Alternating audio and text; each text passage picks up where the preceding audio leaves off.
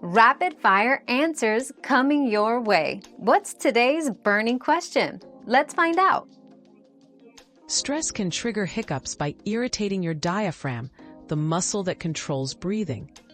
When stressed, your nervous system activates, causing involuntary spasms that lead to hiccups.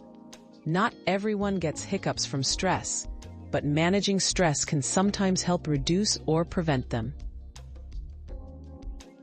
Our quest for knowledge never ends. Thanks for being part of today's discovery. Subscribe, like, and share to join us on the next one.